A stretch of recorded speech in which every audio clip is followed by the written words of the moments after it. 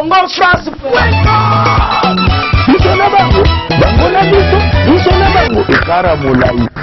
France.com, site ya solo masolo ya danzo, masolo ya kitoko. Chers internautes, merci d'être branchés sur www.congofrance.com. Merci beaucoup à notre patron du site, Monsieur Josué Didi Dipumba, la à la tête blanche.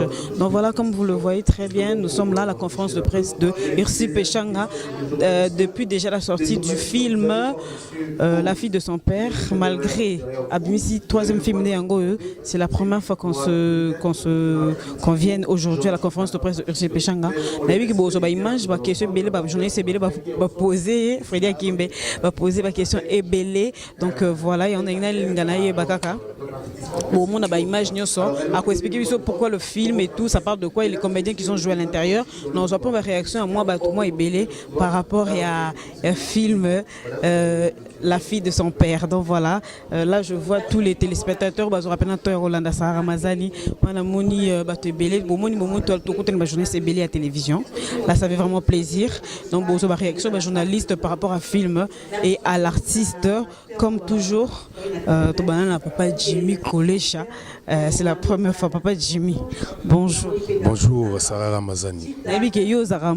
Irsi Pechanga Makasi, c'est vraiment à féliciter. Irsi Pechanga troisième film Nendenga Lobby. La habité réaction par rapport à Moussa na nengi pas au même par rapport à différence na ba artiste.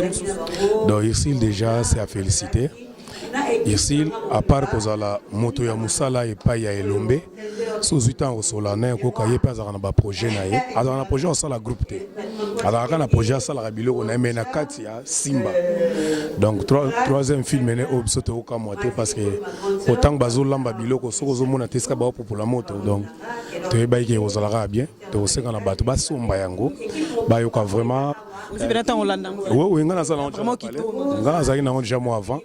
Talaki avant de pour de presse n'est-ce que ça CD total anan ce qui avant ça la pour de presse ce qui le retoucher zali to boy to pour de presse moi critique belé donc to sengi batu basomba ba consommer pena ba sentir que moi moko to anika na mboka oyo congolais peut soutenir moi moko ka to na mboka babili banga pesa na qualité ah mabanga ezate to mega c'est tant que la film Nigeria kuta mabanga banga ezate bon to taka ba américain on va commando banani basa ba fi boka bato to mega on peut moi ko changer hein to mega pe ko landa ba Nigeria muke pour moi ça to ke na ndule batumi balanda ba musicien bambo comme ça balanda mo barumba na biso pour nous te biso peto yekola moi film nigérien ndenge irsi la au sala en tout cas ngala isa bat basomba ba yoka ke moi so vraiment moko to aneka na mboka en tout cas za fier na donc voilà moi oui ça ka congolais ndenge ba consommer ngo bien ba consommer ngo kitoko po biso to ba olamba to ala luka ki mo pese mo ba partenaire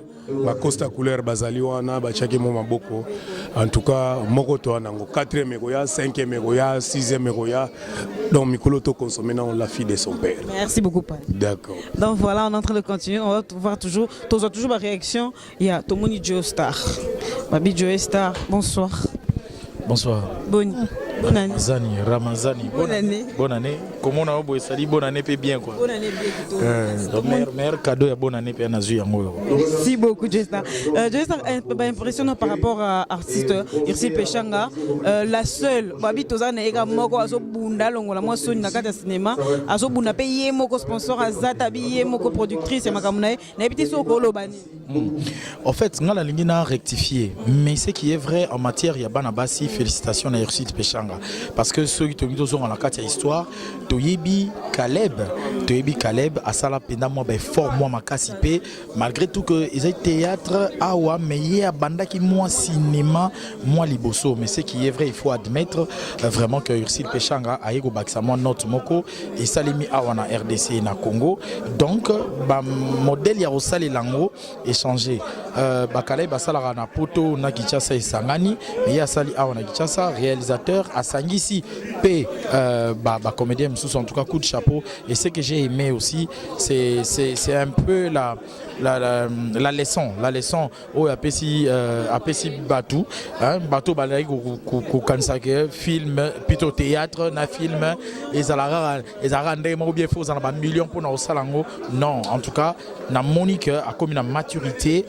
moi ba voyageur au Salara, ba Côte d'Ivoire, il y a ba Cameroun, il y a Kendarawana, il y a ba Chine et Fungolara, et à se renseigner moi makasi sur la chose du cinéma et vraiment coup de chapeau naï. Merci beaucoup.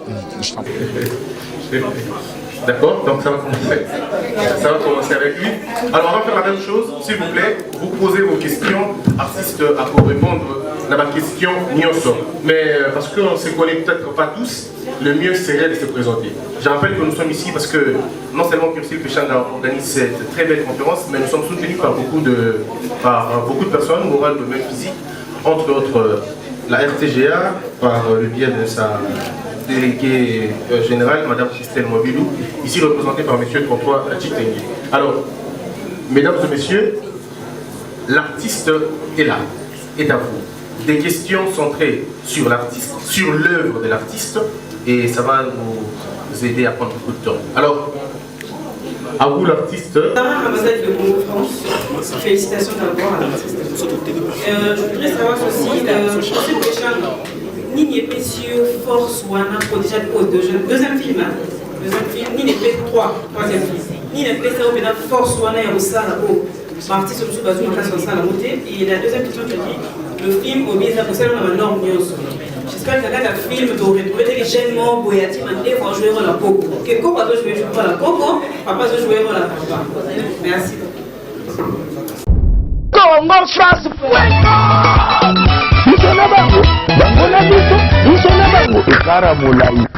France.com site ya solo masolo ya danzo masolo ya kitoko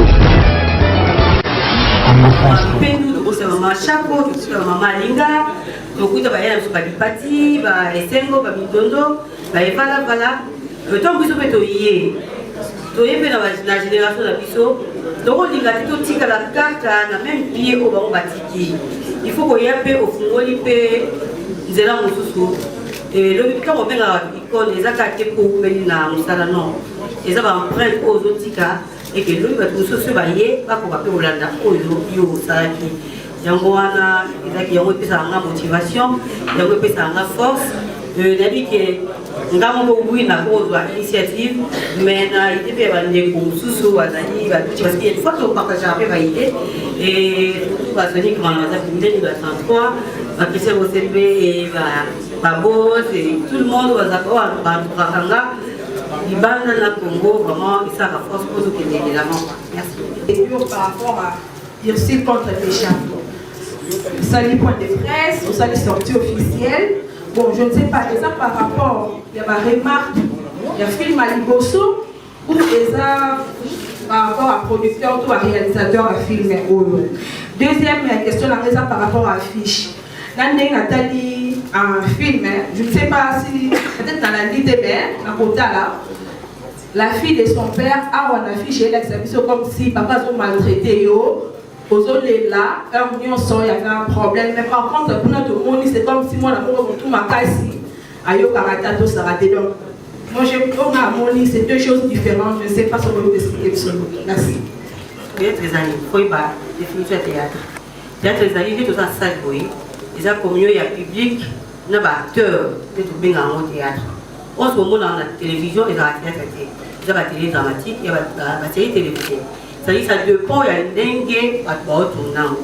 Et ça film, parce que j'ai travaillé avec un réalisateur, il a connu Immortel Tannick. Il a en Londres, pour l'instant, aux États-Unis. Et sur le taille, il y a norme, à plan, il y a film.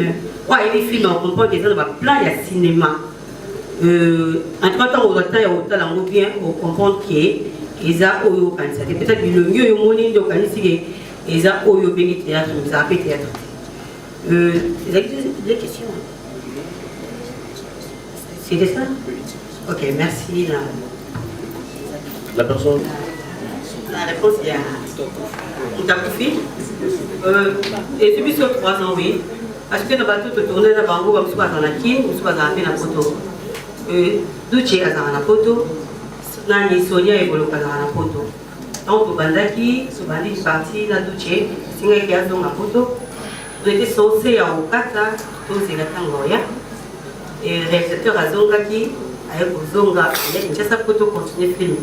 On était obligé à Rosella, ntango aye tosisi mosala yango te biso 3 ans tokoyaki ezala kaka lelo akei tochange scénario nono yango ezaki biso mwa 3 ans mpo tozali na besoin topesa qualité ya bien mpo ntango totali quand même ata kopesa 10 sur 10 te mpo bakende mais oui baza na conscience ya kokoka kokende de l'avant. Deuxième question, il y a ex-victime. Oui, ils ont partenaire nanga, ils ont parmi Batu Oyo, Azo Tindanga Penake, vous avez dit Madame Christelle Mabulou, Dengue, vous avez la CIMA, alors parmi partenaires nanga. Et donc il y a. Il y a des artistes et ils ont battu le Congolais, artistes morts, à profiter en tout, les films. Depuis 3 ans, ils sont en moniteur.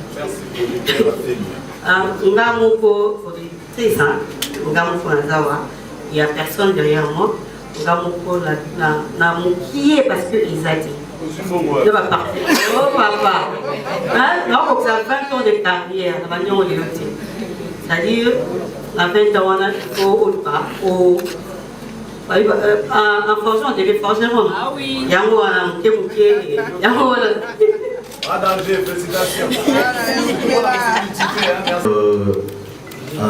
Ma première vision, j'aimerais d'abord qu'on fasse une mise au point. Quand vous appelez ce travail, d'abord, je dis merci beaucoup et félicitations à Yossi. C'est vrai que oser déjà sortir un travail comme ça, ce n'est pas une mince affaire. Je crois que vous avez tous nos encouragements et nos félicitations. Mais j'aimerais qu'on fasse une mise au point. Quand vous appelez un travail comme ça un film, vous l'appelez film par rapport à quoi? Ça veut dire que moi, je regarde en face de moi, je ne sais pas si ma façon de voir les choses c'est différent. Je me dis c'est un travail comme on le fait tout bonnement chaque matin. Djomo a une caméra, un filmage, on va dire filmer, et puis ici nous savons ça peut avoir la qualité de par l'image filmée, mais dans la consistance, dans ce que je vois, je ne trouve rien des films là-dedans. Je ne sais pas si je me trompe par rapport aux autres films et à ce que je suis en train de voir. Et puis, les deux, Yossi Péchanga, quand tu fais un travail, aux niveau matissamon à niveau moko, pourquoi aux autres kanisakaka qui pour ceux qui filment nayo ezala bien au nosala? Il faut recourir quand on a théâtre, parce qu'à première vue, ce qu'on a tel maman avec des théâtre. Pour acteurs, nous sommes presque au bazar Kati, et ça va tout passer à théâtre. Pourquoi ne pas utiliser les vrais cinéastes, ne pas utiliser acteurs, il y a un film, maintenant, on a filmé, et puis on a filmé, pour ce qu'on a tel cas, en tout cas, je crois que ça c'est du théâtre, mais peut-être fait dans la caméra, bien. Au filmage, bien dans mon souci. Merci beaucoup. Merci. Congo France